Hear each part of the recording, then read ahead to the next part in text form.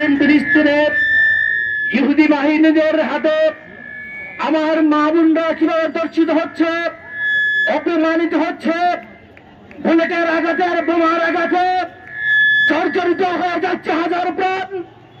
প্রতিদিন মিনিটে মিনিটে আমাদের ভবিষ্যৎগুলো দুঃসাত হয়ে যাচ্ছে আগুনে।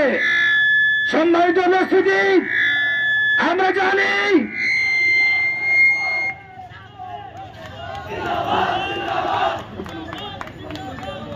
আমরা ইসলামী যুব আন্দোলন সিলেট জেলা মহানগর পক্ষ থেকে 14 নম্বর ওয়ার্ড যুব আন্দোলনে মিছিলকারী ভাইদেরকে অভিনন্দন জানাচ্ছি মিছিলে অংশগ্রহণ করার জন্য।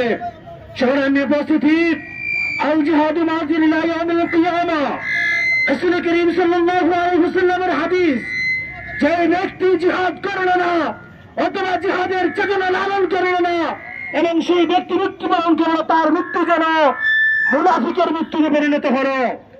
আমরা যারা মুসলমান, আমরা যারা ঈমান এনেছি, জিহাদের চেতনা বুকে নিয়ে রাসূল আরবি সাল্লাল্লাহু আলাইহি ওয়াসাল্লামের জিহাদের চেতনা আরবি নিয়ে বুকে নিয়ে আমরা বলতে চাই, ফিলিস্তিন আমাদের, আল-আকসা আমাদের। ফিলিস্তিন আল-আকসা রক্ষা করার জন্য যখনই জিহাদের ডাক আসবে সব অবস্থায় আমরা প্রস্তুত আছি ইনশাআল্লাহ।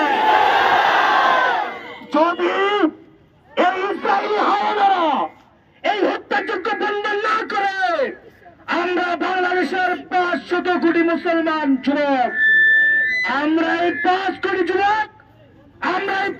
যুবক মিলে আমরা ইসরায়েলের বিরুদ্ধে হানা দিব ইনশাআল্লাহ। আমাদের টকবগে রক্তের মধ্যে ইসলামের চেতনা লালন করি, আমরা জিহাদের চেতনা লালন করি। আমাদের মা বোনদের উপর আক্রমণ করা হলে আমরা বাংলাদেশে বসে সহ্য করতে পারবো না।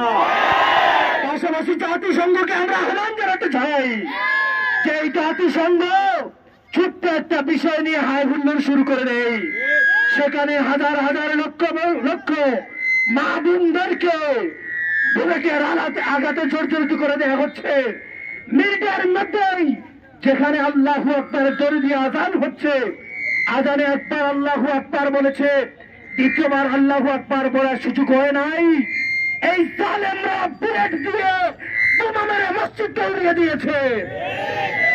এই জালিমদের এই জুলুম বন্ধ করার জন্য আমরা জাতিসংঘের কাছে আহ্বান জানাচ্ছি।